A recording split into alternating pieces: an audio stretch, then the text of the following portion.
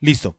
Le damos una cordial bienvenida a todos ustedes, amigos y hermanos de la Comunidad Cristiana de Transformación, una iglesia con propósito para la gente de hoy.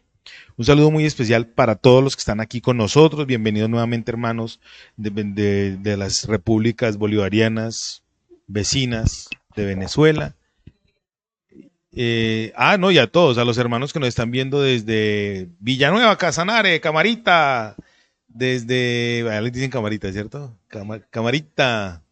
Un saludo muy especial en francés, un saludo muy especial en inglés, en English, un saludo muy especial en español, en holandés, en Holanda también nos están viendo.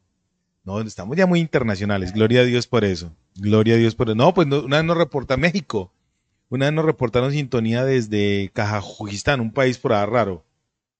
Bien, y eso está muy bien, ¿no? ¿Quién sabe qué colombiano aburrido estaría por allá que nos vio? Pero bueno, muy bien, gloria a Dios. Vamos a leer la Biblia. Entonces, en la segunda epístola del apóstol Pedro, capítulo 1, versos 1 y 2. Vamos a extraer hoy unos principios ahí muy bonitos del verso 1 y 2. Que Dios me dé sabiduría para poderles expresar a ustedes lo que he venido sintiendo desde hace días leyendo esto. Entonces, bueno, vamos a leer. Ya lo tienen ustedes en pantalla, lo vamos a leer. Dice así, vamos a leer en el nombre de nuestro Señor y Salvador Jesús, con la bendición de Dios Padre y con la unción poderosa del Espíritu Santo. Dice, Simón Pedro, siervo y apóstol de Jesucristo, a los que habéis alcanzado por la justicia de nuestro Dios y Salvador, Jesucristo, una fe igualmente preciosa que la nuestra. Gracia y paz os sean multiplicadas en el conocimiento de Dios y de nuestro Señor Jesús. Palabra de Dios. Me encanta esos dos versos, me han encantado. Primero les voy a hacer, como normalmente lo hacemos, una pequeña introducción de la epístola del apóstol Pedro. La segunda epístola del apóstol Pedro, por fecha, no se data, está igual que la primera, pero parece ser que fue escrita entre el 65 y 68 de nuestra era, parece ser. ¿Dirigida a quién? Pues no hay un destinatario específico, como en la primera epístola. La primera epístola fue dirigida a quiénes.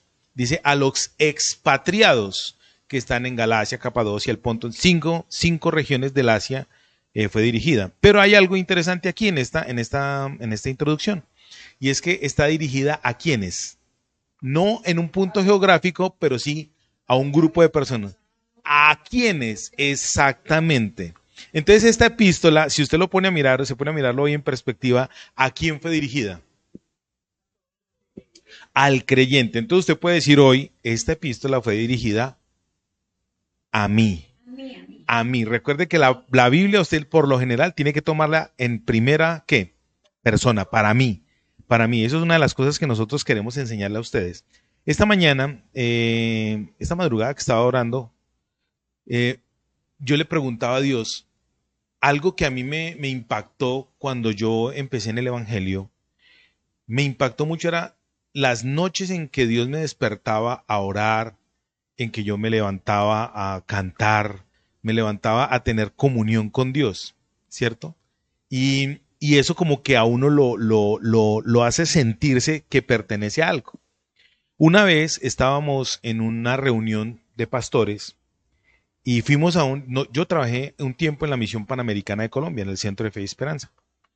Después trabajé en la Misión Emanuel de Colombia. Y un día hicieron una reunión de pastores, una asamblea de pastores, y fuimos de la Misión Emanuel a la iglesia central de Fe y Esperanza, allá en Medellín. Y entonces ocurrió algo bonito. Estábamos allá y empezamos a orar los pastores, pero cada grupo de pastores de su misión. Entonces yo estaba con la Emanuel. Entonces estábamos orando y tal. Y orando ahí. Y entonces uno veía los grupos de pastores orando y tal. Y yo veía, yo soy muy chismoso, yo veía cierta dinámica en cada grupo. Por ejemplo, yo veía los de la iglesia tal, oraban de cierta forma. Los de la iglesia tal oraban de cierta forma. Los de la iglesia tal oraban de cierta forma. Tenían ciertas posturas. Y algo me llamó la atención. Dije, ve, todos nosotros tenemos algo que nos vincula. Y eso que nos vincula, entonces hace que nosotros podamos tener identidad. ¿A qué quiero llegar con esto? Nosotros en esta comunidad, en la comunidad cristiana de transformación, tenemos que evaluar qué nos está vinculando. A usted y a mí, ¿qué nos está vinculando? Yo quisiera entender que lo que nos vincula es ¿qué? La palabra de Dios, Cristo, la comunión unos con otros, lo que hemos venido enseñando que es una iglesia sana. Una iglesia sana tiene oración, una iglesia sana tiene doctrina bíblica, una iglesia sana tiene comunión los unos con los otros, una iglesia sana tiene el partimiento del pan, comparte el partimiento del pan y las oraciones. Una iglesia sana tiene esas particularidades, ¿cierto? Entonces yo quiero que usted hoy evalúe eso. ¿Qué lo vincula a usted a transformación? ¿Qué lo hace a usted de acá? Entonces, volviendo al tema, el apóstol Pedro, ¿a quién le escribió? Básicamente, a todos los creyentes. Entonces, hay postulaciones. La Biblia está llena de todos los conceptos teológicos, diga conmigo, son debatibles. Todos los conceptos teológicos son debatibles. Entonces, hay gente que dice que la segunda epístola no la escribió Pedro. Yo soy de los que digo que sí la escribió él, porque en el libro de los Hechos de los Apóstoles dice que Dios escogió hombres del vulgo y sin letras para escribir su santa palabra. Y es la congruencia que tiene la Biblia cuando dice, porque Dios escogió a lo vil y menospreciado del mundo para avergonzar a los sabios ¿de dónde? Del mundo. Para que la supremacía de la sabiduría sea ¿de quién? De Dios y no de nosotros los hombres. ¿Están conmigo? Entonces vamos a empezar a estudiar. Entonces queda claro, la primera epístola del apóstol, la segunda epístola del apóstol Pedro la escribió, según nosotros, nuestra postulación es ¿quién? Pedro mismo. ¿Cuándo fue escrita? En el 65-68 de la era cristiana, de esta era, hace 2000 años aproximadamente. ¿Qué tiene que ver esto entonces con lo que con lo que yo voy a empezar a compartir? Resulta que en ese primer siglo, en esos años específicos, fue la gran persecución de los cristianos. Fue la gran persecución de la iglesia, de la fe. La fe es lo que se persigue, no es la iglesia, es la fe. La iglesia somos usted y yo, pero lo que realmente se ataca es que la fe, porque resulta que hoy en día se están vinculando conceptos progresistas que enseñan a transformar, a cambiar de una manera negativa, nociva, los pensamientos de las personas. Ejemplo, voy a colocar solamente dos ejemplos. El tema de del lenguaje inclusivo. No sé utilizar los términos técnicos en este momento, pero estuve estudiando mucho acerca de que eso ataca el lenguaje en su matriz. No tengo los términos técnicos, si ustedes quieren me los piden después, no hoy, sino después porque ya los tengo por ahí escritos, de cómo es. Y segundo, la ideología en cuanto al concepto de familia. Al dañar el núcleo familiar se daña la sociedad. Entonces, en estos días ocurrió algo muy interesante cuando estábamos en Bogotá, y es que un niño de 11 años empezó a decirle a la mamá, es que tú no me escuchas, y empezó a gritar y le hizo mero escándalo en la calle y todo. Yo quiero hablarte y tú no me dejas hablarte. Y entonces la mamá le dijo, pues habla, y él, no, que tú no me dejas hablarte. Resulta que el niño le dijo, es que soy gay, soy un chico que le gustan los chicos y tal. Entonces yo me acerqué y le dije, mijo, usted no sabe ni siquiera qué es ser gay. No sabe qué es, y empecé a hablarle acerca de eso. Y empecé a hablarle a él, y resulta que me di cuenta que el niño está adoctrinado desde el colegio, una cosa espectacular. Una cosa espectacular. En el colegio lo tienen adoctrinado para que la ideología corrompida, progresista, dañe su corazón. La psicóloga orientadora del colegio le decía a él, no, lo que pasa es que tu mamá no va a aceptar que a ti te guste chuparle el pipí a otro. Pero eso es normal y eso es natural. La psicóloga del colegio enseñándole algo que va contra qué, contra la naturaleza, contra lo biológico, contra lo normal. O sea, no vamos aquí a tirarnos a los religiosos. Entonces, ojo con esto. ¿Qué te está vinculando al mundo y qué te está vinculando a la iglesia? ¿Me estoy dando a entender en eso? En el primer siglo, la iglesia estaba siendo perseguida brutalmente por un concepto ¿qué? De fe. Lo que más le dolía a los romanos en esa época, que era el imperio que gobernaba, bueno, ahora gobierna, pero desde la religión. En ese momento gobernaba políticamente. ¿Qué era lo que más les dolía? Que los cristianos no participaban de sus rituales de fe, de sus conceptos ideológicos. El primer Reich, se habla que en la Segunda Guerra Alemania fue el tercer ¿qué? Reich. El primer Reich fue Roma. El primero fue Roma. Entonces resulta que en ese primer Reich, en ese primer tiempo de dominación, a Roma lo que más le dolía era ¿qué? Que la gente tuviera un concepto de fe claro y definido. De hecho, a los cristianos del primer siglo nos decían ateos, porque nosotros no adorábamos, los hermanos de ese primer siglo no adoraban imágenes que Roma les decía que tenían que adorar. Entonces había una guerra contra eso. Ahora vamos a mirar en este momento, según la filosofía pedrina, qué es lo que ayuda a que usted y yo seamos vinculantes a Cristo. Por eso el tema de hoy, el mensaje de hoy se llama un conocimiento transformador. Porque en esta introducción, en estos primeros dos versos, hay dos palabras claves. La primera está en el verso 2, donde dice, gracia y paz sean multiplicadas en el conocimiento de Dios y de nuestro Señor Jesucristo. ¿Qué quiere Dios que sea multiplicado para nosotros? La gracia y la paz, pero la gracia y la paz en un ¿qué? Conocimiento. Conocimiento. La palabra conocimiento aquí es epignosis, y es familiarizarse por completo con algo. Familiarizarse. ¿A usted qué lo vincula a su país? El lenguaje, las raíces, la comida, todos los... ¿A usted qué lo vincula a su familia? Los recuerdos, la tía, el tío. ¿Sí me van a entender con estos santos de Dios? Entonces, ¿a qué quiero llegar yo? Que usted y yo, para poder entender el Evangelio, tenemos que empezar a vincularnos a él. Esto es algo de relación. Con mi esposa hemos venido leyendo el Evangelio según San Mateo y nos hemos encontrado haciendo nuestros devocionales, sobre todo ella que es más juiciosa que yo y más disciplinada. Yo recibo. Hemos venido encontrándonos afirmando nuestra tesis de que Dios, más que un Dios de religiones, es un Dios de relaciones. A Dios no le interesa que usted y yo peleemos con el ateo. A Él le interesa que usted y yo nos relacionemos con Él. A Él le interesa que usted y yo sazonemos el mundo, pero con la relación con Él. O sea, si usted y yo estamos vinculados a Cristo, ligados a Cristo, como dice la Biblia, entonces esa preciosa verdad que dice el apóstol Pedro, preciosísima, Él es el único que, para mí esa es la firma de Pedro. Él es el único escritor en la Biblia que dice preciosa. Es el único que se refiere a la salvación como una verdad, ¿qué? Preciosa. Esa es la firma del apóstol Pedro. Está en primera y segunda de Pedro.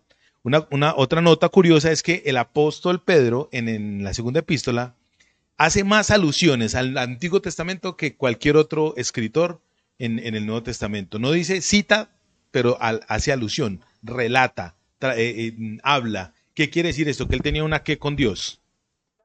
Una relación con él. ¿Qué fue ahora lo que hizo que Pedro tuviera una relación vinculante con Cristo? Vamos para allá. Primer capítulo, verso 1 dice, Simón Pedro, siervo y apóstol de Jesucristo, a los que habéis alcanzado por la justicia de nuestro Dios y Salvador Jesucristo, una fe igualmente preciosa. Una fe preciosa que la nuestra. Número 1, póngale pues cuidado. ¿Qué tenemos que tener usted y yo para poder tener relación con Dios? Dice conocimiento. Conocimiento, porque el conocimiento nos va a despertar la fe. Enseguida vamos a hablar de eso. Hay varios tipos de fe. Hay fe como corriente religiosa, hay fe como acto sobrenatural, hay fe infundada, hay muchos tipos de fe. Hoy vamos a hablar de algo, de una en especial. Entonces dice lo primero, Simón Pedro. Me gusta mucho lo que dice ahí. Simón Pedro. ¿Cómo se presentó el apóstol Pedro? Ustedes que son lectores de Biblia, ¿cómo se presentó? Pero lo primero que dice ahí, Simón Pedro. Me encanta. A la Biblia no se le pasa ningún detalle. Simón Pedro. Simón. El nombre Simón en hebreo, el origen de él es Shimeón. Y viene de oír. Oír. El Shema de Dios. Shimeón, Shema. Ustedes recuerdan que en Deuteronomio dice, oye Israel. Oye, Shema. Entonces, Shema es Shimeón. Es oír. Y Pedro tuvo una virtud especial para poder conocer a Cristo. ¿Qué fue lo que hizo? Escuchó, oyó. O sea que una virtud que debemos tener nosotros es ¿qué? Oír. Ahora, resulta que Simón, el nombre original con el que lo bautizaron a él, su papá y su mamá, bueno, no lo bautizaron porque es un mal término, con el que empezaron a llamarlo, fue Simón. Pero hay otro que lo usan más los apóstoles, es Cefas. Cefas es caña. De hecho, Cristo, cuando resucitó, él dijo, ¿dónde está Cefas? Él no preguntó por Pedro, siendo que Cristo mismo fue el que le transformó el nombre. Dijo, ¿dónde está Cefas? Se preocupaba por quién, por Cefas, Simón y Cefas, oír.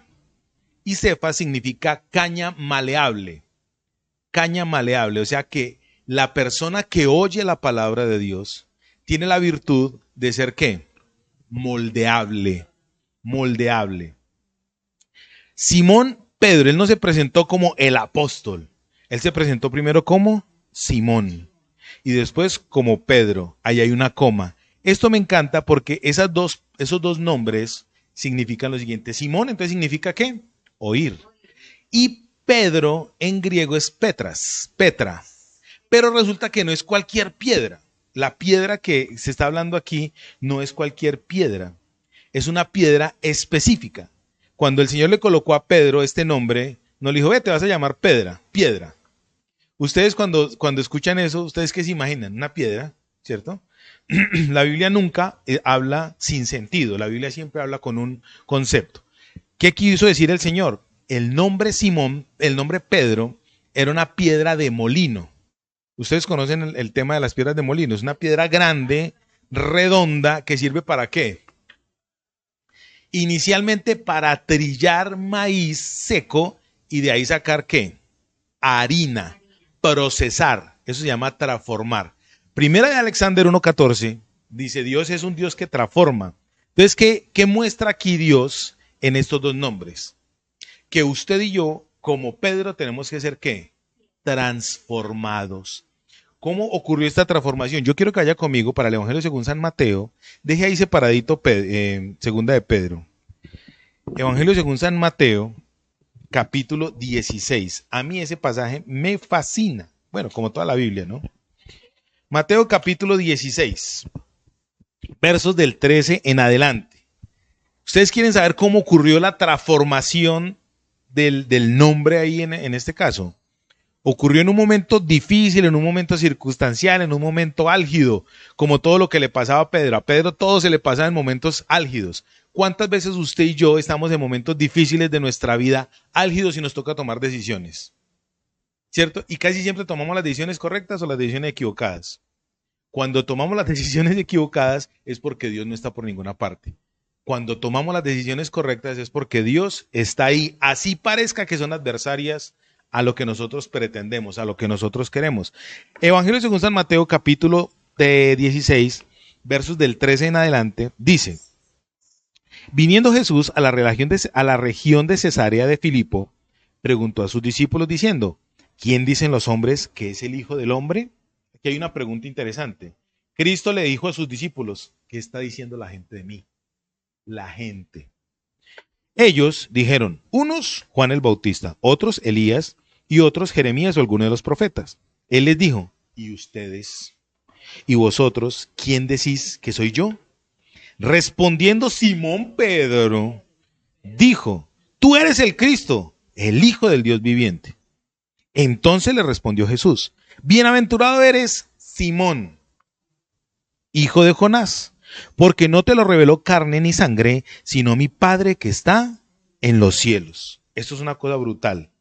En medio de una discusión en el mundo, donde están tratando de vincular ideológicamente a la gente, Cristo pregunta a la gente que Él le escribe, a los que Él quiere cuidar, a los que Él quiere estar con ellos. Les está diciendo, ¿ustedes qué concepto tienen de mí?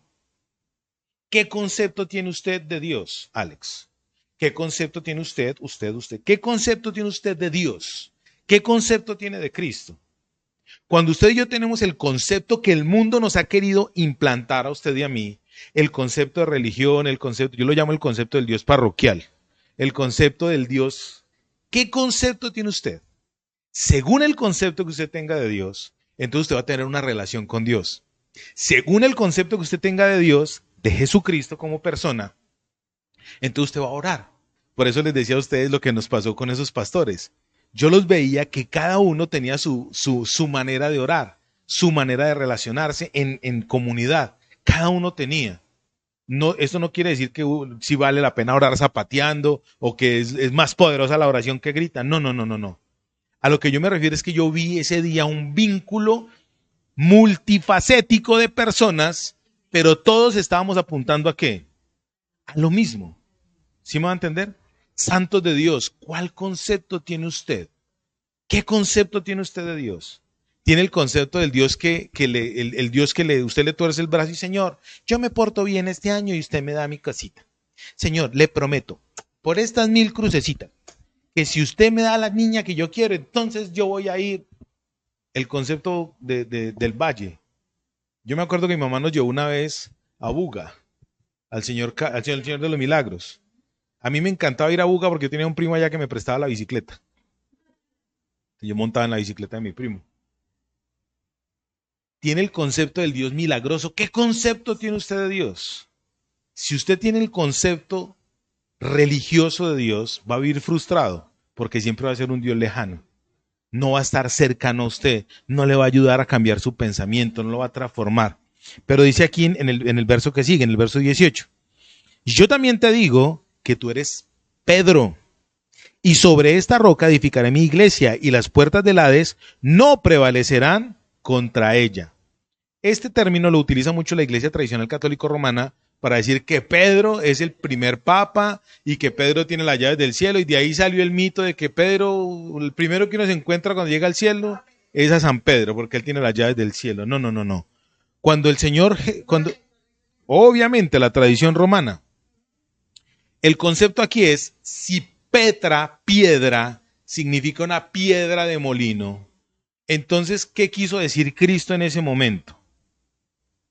Que la afirmación de Pedro era lo que iba a moler, a dañar, a destruir toda la cantidad de filosofías ridículas que se están levantando últimamente. Entonces, Simón dejó de oír para convertirse en un ¿qué? Actor, en un accionador de la palabra de Dios. Por eso es mejor obedecer la palabra. Romanos capítulo 2, versos del 13 en adelante, dice: porque no son los oidores de la fe los justos, sino los hacedores de la ley los que serán justificados. ¿Qué quiere entonces Dios que usted y yo hagamos? ¿Que nos convirtamos en unos oidores o que seamos unos hacedores? Pero no unos hacedores pasivos. Dice aquí que somos unos hacedores que, imagínate esa piedra rompiendo la cantidad de conceptos y estupideces que nosotros tenemos en nuestra mente. Una piedra que va demoliendo los conceptos que nosotros tenemos de Dios lejano. Una piedra que va rompiendo los conceptos que nosotros tenemos de pobreza, de limitación, de angustia, de pereza, de acomodamiento. Los conceptos que nosotros tenemos arraigados en nosotros, el concepto de ser irascibles, el concepto de ser, como dice en Gálatas, el concepto de ser idólatras, el concepto de ser adúlteros, el concepto de ser fornicarios, el concepto de ser todo lo que dicen las obras de la carne. ¿Sí me estoy dando a entender, amados? Dios quiere que usted empiece con la transformación que le quiere dar a romper todo eso. Entonces aquí la situación es la siguiente.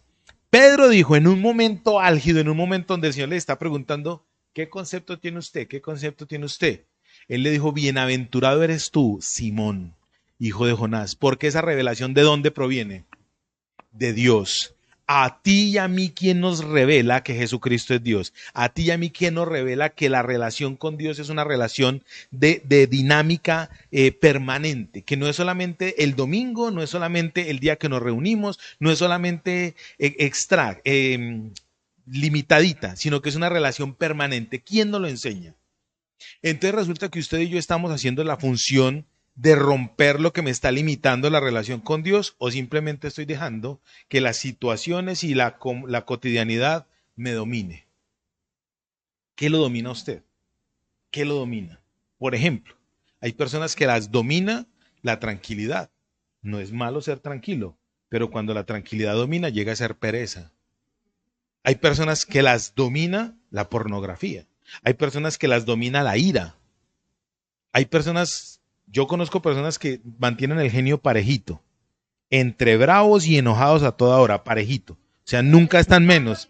Nunca, sí, sí, nunca están menos, siempre están así parejitos. ¿Qué lo domina a usted?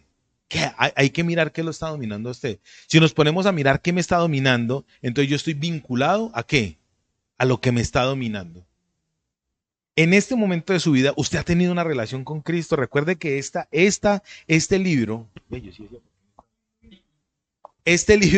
¿a quién fue escrito? La Biblia, ¿para quién fue escrito? Para creyentes. Entonces, el creyente es el que se tiene que llenar de conocimiento para poder ser, ¿qué? Transformado. Alguien dijo en estos días, es un guión, un argumento que están esgrimiendo los de izquierda. Obviamente yo hablo contra ellos porque yo no soy de izquierda y me enoja el concepto que se maneja generalizado, que para poder ser de izquierda la gente no es de derecha porque son brutos y no estudian. Quiere decir entonces que el de izquierda se adjudica que él sí estudia. Entonces alguien me envió un TikTok hablando de una señora que escribió en la Segunda Guerra Mundial, Anna Berham. Escribió en la Segunda Guerra Mundial el concepto de la ideología de izquierda. Y entonces ella empezó a escribir por qué fue malo Hitler. Y empezó a sacar sus conceptos. Eso me lo envió una persona de izquierda. Y entonces yo le respondí, ¿usted sabe quién es Anna Berham? Era una mujer de ultraderecha que simplemente escribió un documento justificando por qué ese tipo era tan malo. Entonces, según esa persona, ella era de izquierda y lo estaba defendiendo. Leemos que poquitico, cuando usted y yo de verdad conocemos de Dios, nuestra vida, ¿qué va a empezar a hacer? Va a empezar a ser transformada. Pedro se presentó en la segunda epístola que escribió con base en esto que acabamos de leer en Mateo 16. Él tuvo un encuentro personal con Cristo. ¿Qué hizo ese encuentro con él en ese momento álgido de su vida? Lo transformó. En ese momento, ¿qué le cambió a Pedro? En ese momento, ¿le cambió su identidad o le cambió su carácter? Su identidad. Porque su identidad va forjando el carácter. A él ya no lo identificaban como el oidor. A él ya lo identificaban como ¿quién? Como el hacedor. A él ya lo identificaban como el que Dios le había dado una revelación. A ese que va allá, Dios le dio una revelación. ¿A usted cómo le gustaría que lo identificaran? A mí me gustaría que me identificaran como alguien que Cristo le ha dado una identidad y está forjando su carácter. Santos de Dios, el carácter en un cristiano es como la santidad. No es algo que se logra, es un proceso. Es un andar diario. Mi identidad sí cambia. Yo ya me puedo presentar como un santo. Soy un santo que peca, obvio, porque todavía estoy limitado a este cuerpo terrenal. Yo soy material no terminado. Yo todavía pero soy santo. ¿Cuál es mi identidad en Cristo? ¿Que soy un qué? Justo, santo, elegido, escogido, predestinado, llamado. Esa es mi identidad en Cristo. Y eso me hace que mi carácter sea ¿qué? Forjado, formado. La palabra forjar viene de forja, de martillo, yunque y candela. De ahí viene la palabra forjar. Entonces, ¿Cristo qué está haciendo con usted y conmigo? En los momentos álgidos donde hay calor, viene el yunque de Dios y el martillo de Dios y nos forma. Y entonces viene lo que usted y yo somos, la roca grande que va a moler todo aquello que no nos edifica, que no nos ayuda, que no nos sirve. Esa roca tiene que moler tanto lo bueno para que sea mejor como lo malo para pulverizarlo. ¿Ustedes han comido maíz seco con los dientes? Ni lo vayan a hacer, porque mínimo 2 muelas se le van. A eso hay que procesarlo para poder ¿qué? Que la harina ya con el agua se puede hacer una arepa. Por ahí dicen que la arepa no es ni venezolana ni colombiana, es mexicana. Ahí están diciendo. Bueno, muy bien, pero la arepa para mí es de acá. Ay, mi madre los dos.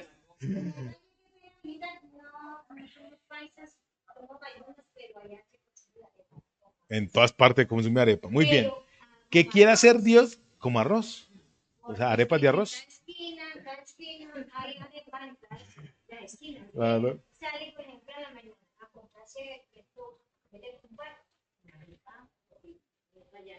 Uy, delicioso, con mantequillita. Rico. Muy bien. ¿Qué quiere entonces Dios? Hacer que usted en su momento álgido, en un momento de fuerza, en un momento difícil, ¿cómo sea usted? Transformado. Y la transformación, no sé qué le va a dar de Dios, le va a dar conocimiento de Dios. Y aquí viene lo otro que sigue en este pasaje. Volvamos entonces para Primera de Pedro. Entonces, ¿quién es el que le revela a usted que Cristo es el Hijo de Dios? Segunda de Pedro.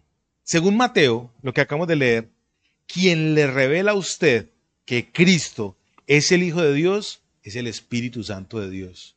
Dice, bienaventurado eres tú, Simón, porque no te lo reveló ni carne ni sangre. La revelación de Jesucristo proviene ¿de dónde? Del cielo, de arriba. No le dé pena a usted decir que es cristiano. No le dé pena a usted decir que usted se relaciona con Dios. A la gente no le da pena celebrar bobadas, no le da pena a la gente decir que es gay. A mí me encanta ser gay. Y lo cantan, soy un hombre mujeriego. Lo cantan. No les da pena decir que no creen en sentido. Mire, para terminar esta partecita, hablé hace tiempo, sino que mi esposa me hizo acordar de eso cuando dice no les da pena. Hace tiempo alguien me hablaba sobre el ateísmo. A mí me encanta debatir con gente que no son groseros, que por lo menos se dejan hablar, porque hablando pues uno logra mellar algo. Alguien dijo que Albert Einstein era ateo y una de las postulaciones de Albert Einstein fue la siguiente. Le preguntaron, señor Albert Einstein, señor Alberto Einstein, ¿usted es ateo? Y él dijo, creo en el universo. Y él dijo, porque el universo tiene una línea de sincronización perfecta.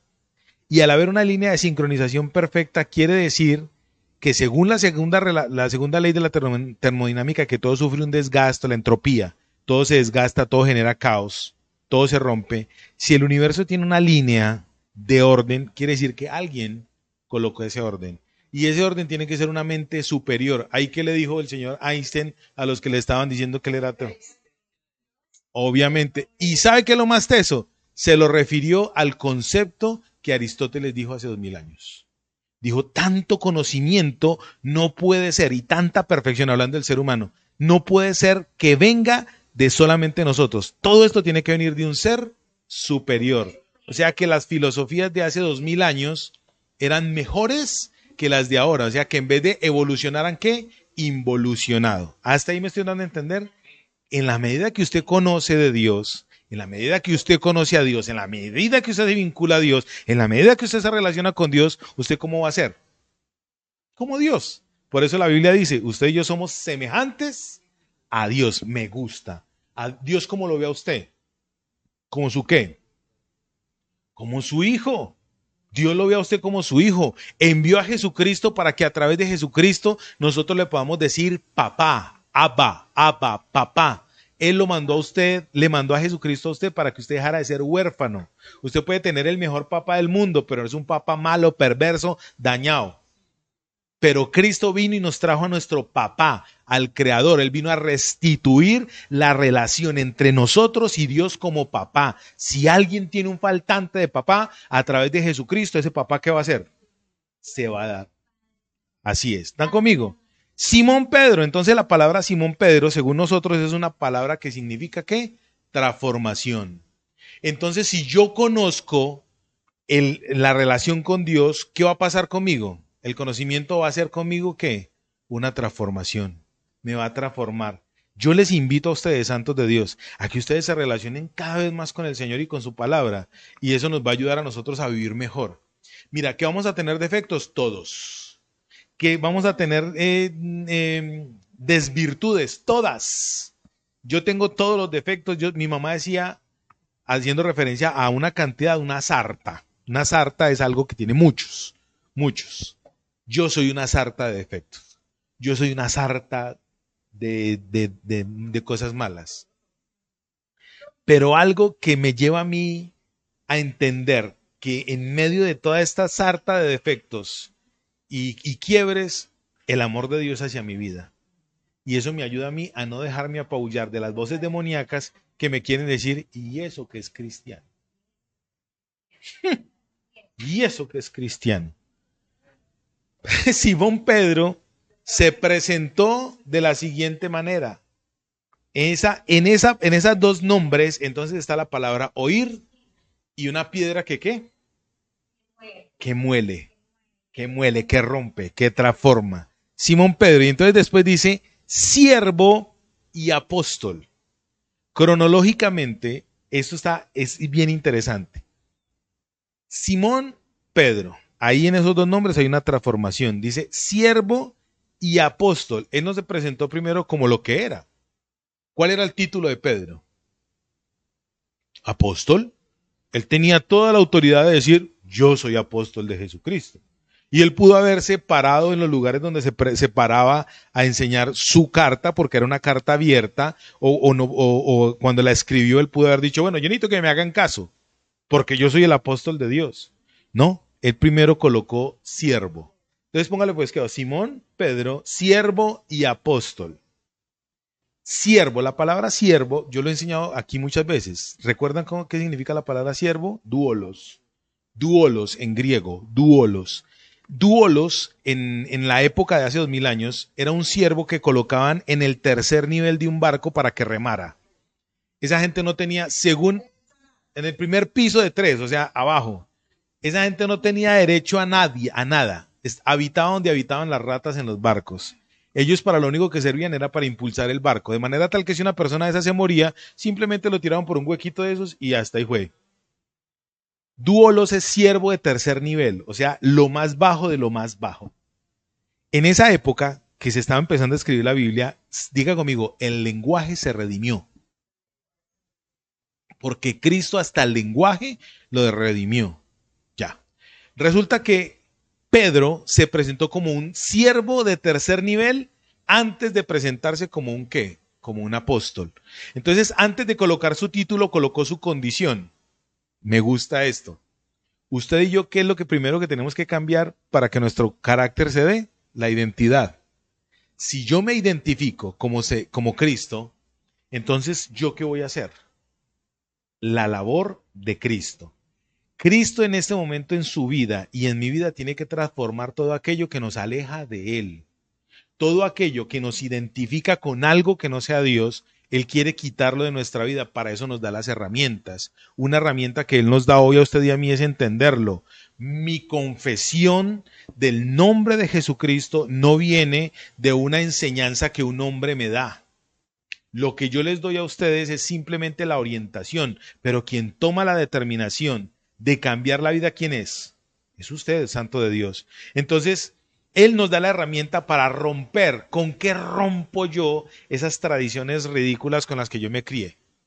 Con el nombre de Jesús, a través de su poder, a través de la palabra. La palabra me dice, diga el débil, fuerte soy, diga el enfermo, sano soy, diga el pobre, rico soy, por la sangre de Jesucristo, porque todo es a través de Él, por Él y en Él, porque la verdadera bendición del creyente está en Jesucristo, la verdadera justificación del creyente está en Jesucristo, y la verdadera salvación del creyente proviene de Jesucristo a través de la cruz del Calvario. Él, en Él y por Él, y la dispensación de Él en nosotros es lo que hace que usted y yo crezcamos en el conocimiento de Dios. Si Cristo no es la preeminencia, si Cristo no es la prioridad, usted y yo estamos viviendo una religión. Y la religión no nos salva. Lo que nos salva es Dios. El apóstol Pedro se presentó como un siervo que dependía absolutamente de su amo. ¿Usted depende de Dios? Yo tengo que preguntarme eso. ¿Yo dependo de Dios? ¿Por qué me afano yo más? ¿Por conseguir un trabajo rápido o por orar a Dios para que Él me dé trabajo? Es muy duro. Eh, Hombres de fe. John Wesley, uno de los hombres reformadores de hace siglos, del siglo XVIII creo que era, él oraba 8 horas y él decía, yo tengo que buscar más a Dios para que Dios me dé a mí más de Él. Nosotros no somos así. Difícilmente buscamos a Dios 10 minuticos, 15 minuticos. Pero usted y yo tenemos que buscar más a Dios para que Él nos dé a nosotros. Hagamos ese ejercicio. Yo les voy a decir con autoridad, porque ustedes saben que yo soy sin filtros. Cuando yo no busco de Dios, mija, eso es una pérdida horrible. Eso uno no sabe ni para dónde coger. Pero cuando yo estoy metido con Dios, Él nos lo va mostrando todito. Yo lo he experimentado. Ustedes son testigos de que Dios no lo ha hecho con nosotros. Así que cuando vean que estoy como muy perdido, quiere decir que no estoy muy conectadito a Dios. Estoy muy carnalito, muy humanito. Pero cuando estamos buscando a Dios, las cosas se van yendo. Está desesperado usted en su empleo. No tiene empleo, lo que sea. No tiene para los servicios. Hay que buscar más de Dios. Cuando usted y yo dependemos de Dios, podemos decir que somos siervos de Dios. Siervo es aquel que no tiene derecho. Duolos es un esclavo de tercer nivel. En ese tiempo, a los duolos se les decía que no tenían alma. Y esclavos no eran solamente negros. Esclavos era todo lo que se dejaba conquistar. Todo lo conquistado entraba en esclavitud. ¿Cómo es? Todo lo esclavizado entra, todo lo conquistado entra en esclavitud. Todo lo conquistado entra en esclavitud. Así que si usted y yo somos conquistados por algo, somos esclavos de ese algo que nos está conquistando. Si Cristo nos conquistó, entonces somos duolos de Cristo. Somos esclavos de Él. Pero si el mundo nos ha conquistado, somos esclavos del mundo. Pero si Satanás y sus demonios nos han conquistado, somos esclavos de eso. Si la esposa lo ha conquistado, usted es esclavo de su esposa. Si su esposo lo ha conquistado, y así subversivamente. De lo que usted se ha conquistado es esclavo. Esa es la razón. Cuando el apóstol Pedro está diciendo siervo, quiere decir yo soy conquistado por él. Y ahora dice siervo y apóstol. La palabra apóstol en griego, apóstolos, es emisario. A ustedes les hemos enseñado muchas veces que el apóstol es el que va y enseña las características de lo que se conquista. Entonces, si Pedro fue conquistado por Cristo y era esclavo de Cristo, ¿qué iba a hacer Pedro? A enseñarle a los conquistados las virtudes de aquel. Lo dice en 1 de Pedro capítulo 2, verso 9. Nosotros vamos a enseñarle, perdón, a aquellos que no conocen de la luz de Cristo. A aquellos que no conocen del amor de Dios, el amor de Dios. En la esclavitud que él vivía, que él percibía, entonces iba a ser un emisario de su conquistador. ¿Y sabe qué es lo más bonito? Termino con esto. En el libro de el profeta Ageo, capítulo 4, dice, me sedujiste, Señor. Con cuerdas de amor me has atado. O sea, que cómo nos esclaviza a usted y a mí Cristo. A usted y a mí Cristo no nos esclaviza como nos esclaviza el mundo. A usted y a mí Cristo no nos esclaviza como nos esclaviza el mundo, con mentiras. La mentira más grande que nos esclaviza el mundo es que el pecado es placentero. Satanás le dijo a Adán y a Eva, a la raza humana, ¿con qué Dios ha dicho? ¿Sabe Dios que el día que ustedes coman van a ser como Él? Nos muestra el pecado como ¿qué? Deleitoso, atractivo, gustoso. Usted nunca va a ver el pecado como es, vestido como es. Usted nunca va a ver la fornicación con las consecuencias que eso trae. Usted simplemente la va a ver con ¿qué? Con lo bonito que es, con lo sensible que es. El placer efímero, ¿cierto? Entonces, Simón Pedro fue transformado para convertirse en un esclavo que tenía una función primaria. ¿Cuál era esa función primaria? Llevar las virtudes de quién? Del que lo había conquistado.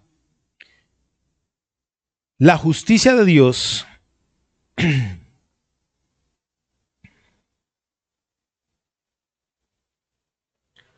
atrae al creyente. Esa es mi conclusión hoy. La justicia de Dios atrae al creyente. Vamos a seguir con este en una próxima ocasión. La justicia de Dios atrae al creyente. La justicia de Dios atrae al creyente. Así como la pornografía atrae al pornográfico. Así como la pedofilia atrae al pedófilo. Así como los problemas atraen al irascible. Así como de lo que es dominado lo atrae, la justicia de Dios atrae al creyente. Así que si usted es creyente, ¿qué lo va a atraer a usted? A vincularse con Dios, su justicia, que según la Biblia es resultado de la preciosa fe. Padre, yo te doy gracias en el nombre de Jesús. Ayúdanos, por favor, mi Dios. Ayúdanos, Señor, ayúdanos. Yo te lo ruego en el nombre de Jesús. Ayúdanos a que nosotros podamos ser vinculados contigo, en ti y para ti. Ayúdanos, Dios mío, a que este grupo de personas hermosas que tú nos has dado, Señor, crezcan en